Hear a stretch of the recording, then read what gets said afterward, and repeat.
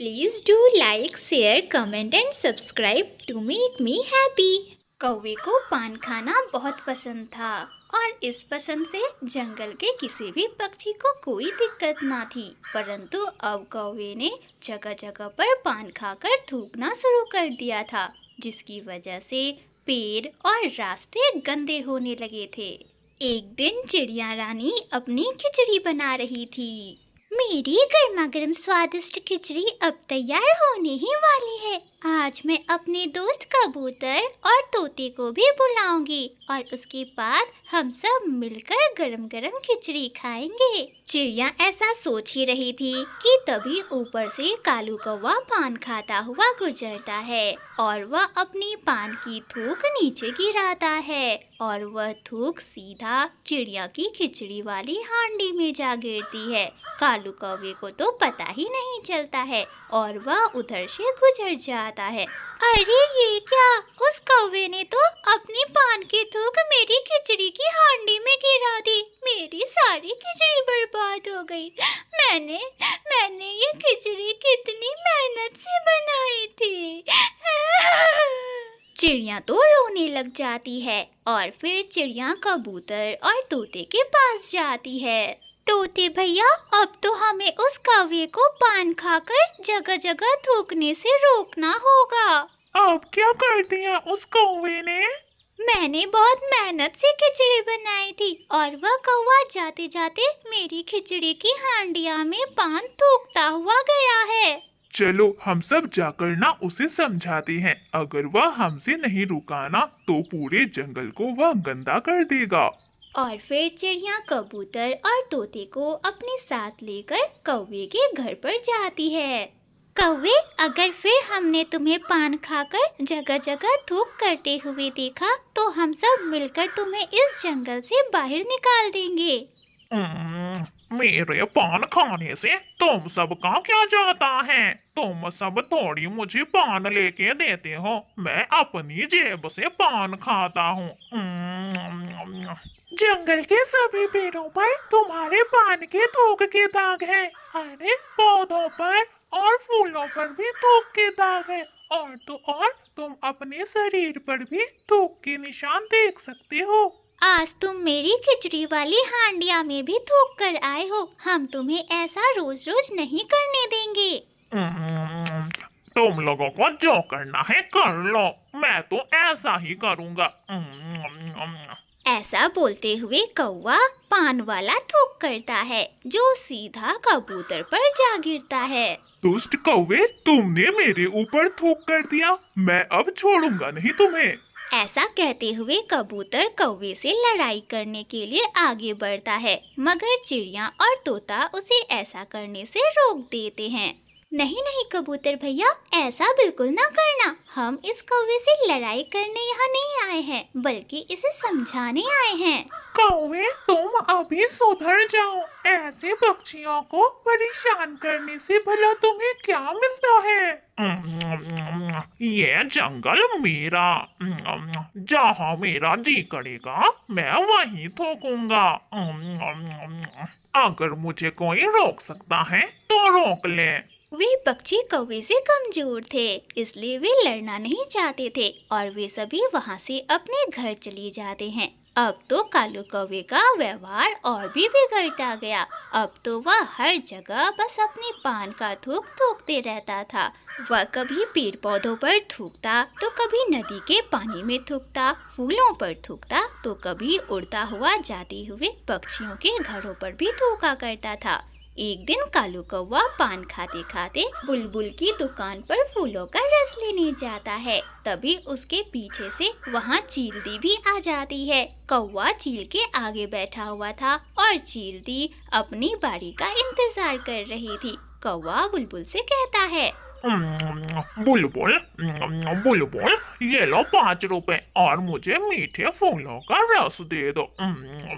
जगह जगह थूकना अब कौवे की आदत बन चुकी थी और वह बिना देखे ही पीछे थूक देता है और वह थूक सीधा चीलती के मुंह पर जा गिरता है। दुष्ट कौवे, तुम्हारी इतनी हिम्मत कि तुम मेरे मुंह पर थूको। अरे रुको, मैं अभी तुम्हें सबक सिखाती हूँ। ऐसा बोलते हुए चील कौवे के ऊपर चढ़ जाती है और उसे मारने लग जाती है। शोर सुनकर जंगल के सभी पक्षी वहाँ इकट्ठे हो जाते हैं।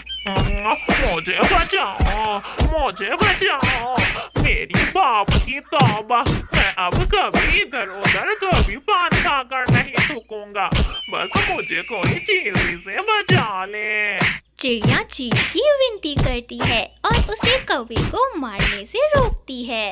अगर ये दोस्त यहाँ आकर मुझे रोकते नहीं ना तो कौवे आज तो मैं तेरी जान ही ले लेती। दोस्तों देखो, इस दुष्ट कौवे ने मेरे मुंह पर थूका है।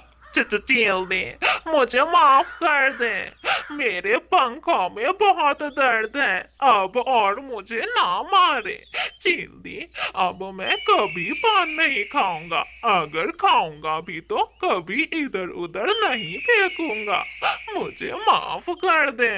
तभी वहाँ कबूतर बोलता है, कौवे सभी पक्षी कबूतर जैसा नहीं होते, कोई कोई चील जैसा भी होते हैं जो माफ नहीं करते बल्कि सजा देते हैं।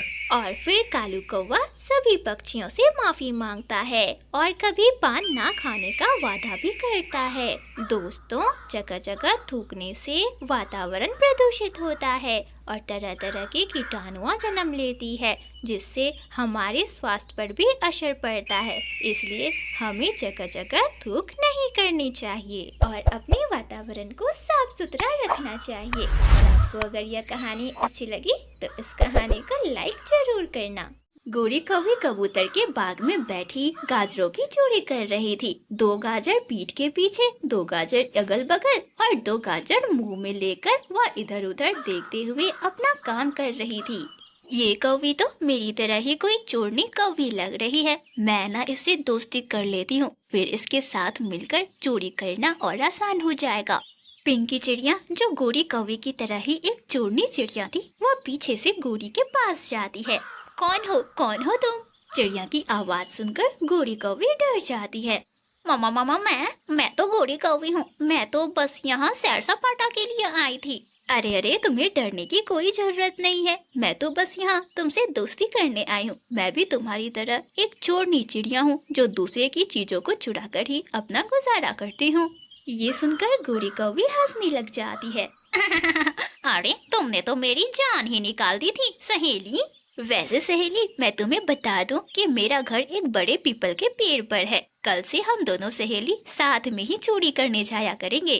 सहेली, मेरा घर भी नदी किनारे एक बड़े पेड़ के ऊपर है। अब से ना हम दोनों सहेली साथ में ही चोरी करने जाया करेंगे। अब तो चोरियां करने में और अधिक मजा आएगा। अब मैं घर चलती हूँ, घर पर मेरा पति कालू भूखा होगा। और गोरी कौवी अपनी चोरी की हुई गाजरें उठाती है और अपने घर चली जाती है। कालू, तुम्हें पता है आज मुझे ना एक सहेली मिली है जो मेरी ही तरह चोरियां करती है। कोड़ी ध्यान से, कहीं ऐसा ना हो कि वो तुम्हें एक बहुत बड़ी मुसीबत में फंसा दे। कालू, अब तो हम दोनों मिलकर ही चोरियां किया करेंगी। और फिर दूसरे दिन दोनों सहेली नदी किनारे मिलती हैं। पिंकी, तुम्हें पता है मेरे पड़ोस में एक चिड़िया रहती है, उसका नाम रानो चिड़िया है। उसने अपने घर में बहुत सारा भोजन जमा किया हुआ है। चलो आज ना हम दोनों मिलकर उसके घर से भोजन की चोरी करते हैं। सहेली, मैं ना रानो चिड़िया को बातों में फंसाऊंगी और तुम चुपके से उसके घर के अंदर जाकर उसके दानों को चुरा लेना। और फिर पिंकी चिड़िया रानो चिड़िया के पास जाती है। रानो चिड़िया, कैसी हो? हाँ, मैं ठीक हूँ, फिर मिलेंगे। मेरे घर का दरवाजा खुला है और मुझे जल्दी से घर जाना है। रानो, सुना है कि सागर वाले जंगल में एक चिड़िया को एक कौवे ने बहुत मारा है। हाँ, सुना तो मैंने भी है। कब तक हम चिड़ियाएं इन दुष्ट कौवों से मार खाती रहेंगी? पिंकी चिड़िया ऐसे रानो चिड़िया को अपनी बातों में फंसा लेती है और उधर गोरी कौवी रानो चिड़िया के घर पर पहुंचकर उसके जमा किए हुए सारे भोजन को चुराकर वहां से भाग जाती है। रानो चिड़िया जब वापस अपने घर जाती है तो बारिशों के लिए जमा किए हुए भोजन को ना देखकर वह तो रोने ही लग जाती है। मैंने जो बारिशों के दिनों के लिए दाना जमा करके रखा था, न जाने कौन उसे चुरा कर ले गया। अरे गलती इसमें मेरी ही है। मुझे उस चिड़िया के साथ बातें करके वक्त जाया नहीं करना था। पिंकी सहेली, आज तो मुझे चोरी करने में बड़ा मजा आया। अरे मैं तो बिना डरे चिड़िया के घर में घुस गई और उसका सारा दाना चुरा कर यहाँ ले आई। सहेली, अब ना हम इन दानों में से आधा आधा दाना आपस में बांट लेते हैं और कल फिर हम दूसरे जंगल फल चुराने जाएंगी। और फिर दोनों चोरनी सहेली उन दानों को आपस में आधा आधा बांट लेती हैं। फिर अगले दिन दोनों चोरनी सहेली साथ ही चोरी करने निकलती हैं। वे दूसरे जंगल जाकर फलों की चोरी करने वाली थीं। पिंकी पिंकी, वो देखो सामने ही एक बड़ा सा आमों का बाग है। चलो हम उस बाग से आम की चोरी करने जाती हैं। अरे वाह, पकी पकी आम खाने में तो मजा ही आ जाएगा। सहेली, मैं यहाँ बैठकर रखवाली करती हूँ। आप जल्दी से आमों के बाग में जाओ और आम चुरा कर ले आओ। और फिर गोरी कौवी आमों के बाग की ओर चली जाती है और पिंकी चिड़िया एक पेड़ पर बैठी इधर उधर देखने लगती है। वह आमों का बाग एक चील का था। गोरी कौवी और पिंकी चिड़िया को पता ही नहीं चलता कि कब माही चील पीछे से आ जाती है और गोरी कौवी को पकड़ लेती है। चोरनी कौवी, तू मेरे बाग से आम चुरा रही है, मैं तुझे छोड़ूंगी नहीं। पिंकी पिंकी, मुझे बचाओ, मैं पकड़ी गई हूँ। कहाँ है? अरे कौन है? क्या कोई और भी साथी है तुम्हारा? अरे मैं उसे भी नहीं छोड़ूंगी। माही चील पिंकी को भी देख लेती है। चोरनी चिड़िया, मैं तुझे भी नहीं छोड़ूंगी, रुक जा तू। चिड़िया उड़ते हुए वहाँ आ जाती है। चील दी, अरे मैं तो चोरनी नहीं हूँ, मैं तो इस कौवी को जानती भी नहीं हूँ। पिंकी पिंकी, ऐसा मत बोलो। अरे तुम्हें तो मुझे यहाँ लेकर आई थी। अरे बाप रे, इतना बड़ा झूठ। चील दी, सच में मैं इस कौवी को नहीं जानती हूँ। अरे यह तो मेरा नाम फंसा रही है, यह तो बहुत बड़ी चोरनी है। चील दी, आप इस चोरनी को अपने साथ लेकर जाओ और लाठी से मार मार कर इसे ठीक करो। झूठी चोरनी कौवी, अब तो मैं तुझे छोड़ूंगी नहीं। माही चील अपने बड़े बड़े पंजों से गोरी कौवी को जकड़कर उसे अपने साथ लेकर जाती है और पिंकी चिड़िया मजे से वापस अपने घर चली जाती है।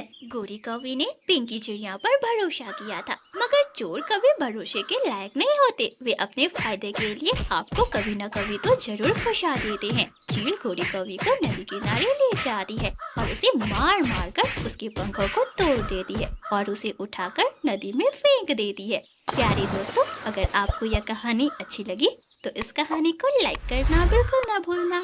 आपका धन्यवाद।